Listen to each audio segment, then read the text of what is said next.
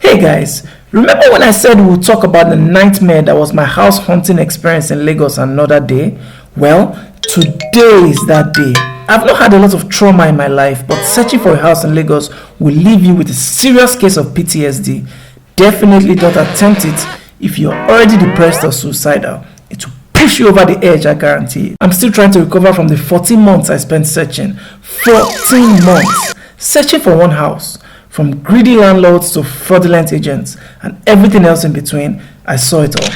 First of all, before you even think about hiring a real estate agent in Lagos, insist that they provide you with a psychiatric evaluation report from a reputable hospital stating that they are of sound mind and not crazy or worse, because many of them are. You tell an agent you want a nice little house with a good setup and great living conditions.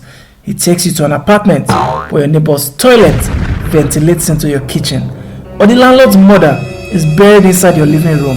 Like, does the term haunted house mean nothing to you people? Then I have to pay your transport fare and or inspection fee for all the nonsense houses that you've shown me, not to mention the 5k I paid to register with you, and worst of all, the 10% agent fee for 2 years, which is an additional 20% of my rent which I have to pay. And then the additional 10% legal fee which just goes into the landlord's pocket because no one gave me a tenancy agreement to sign, and another 10% caution fee, which, don't worry, we'll give back to you at the end of your tenancy if you don't break anything.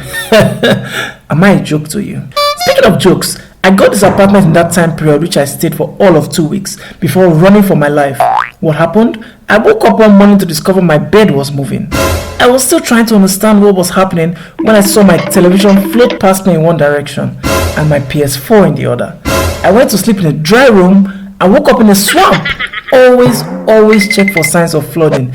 If the landlord has a canoe in his garage, definitely ask some questions. And here are some questions you can ask. Can I see the correct electricity bill? Is there a generator outside my bedroom window? Who manages the water pumping machine? How many times have you been robbed lately? Is the landlord an asshole? How often does this asshole increase the rent?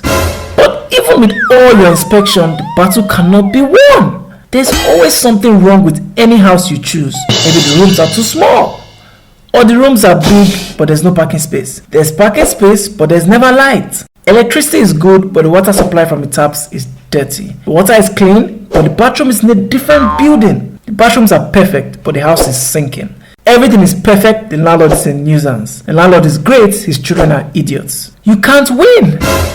Everyone tells you it's Lagos, you have to manage. I don't want to manage, I want to live. And living in Lagos, 60% of your problems are solved with having a good apartment. 80% if the apartment is close to your place of work. And that number goes to 100% if you are working from home. Like me. Bow to me. Of course, if you are dating a lucky babe, that number goes back down to 10%. No matter where you live, you're back to square one. I love you, my lucky babes. Call me. I almost picked the wrong house once because the landlord's daughter was hot. Men are scum. I changed my mind when I discovered that dad's a retired soldier. Then, I almost paid for a house before I discovered about 12 other people had paid already. Landlords are scum. And then my agent took me to an uncompleted building and tried to convince me to pay because the house will be completed in latest 1 week. Agents are scum too. The truth is, to get a house with even remotely decent living conditions in Lagos, you need a lot of money. Scratch that, you need a truckload of money, and you better have that money in hand. Because I once saw this house that was perfect after months of searching. Finally, a perfect house. But before I could rush home and back to get my truckload of money, some other Nikon pump has arrived with his own truckload of money. The house was gone. When you see a house you like, pay immediately. Good houses don't stay available for long. If a house has been up for rent for a long time, there's something wrong. Investigate. The second option is to get a house that is far away from everything and everyone, like in the lowlands.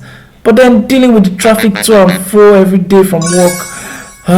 Let's not even talk about that today. I have a headache already. Those of you who work on the island and live on the mainland, you have my respect.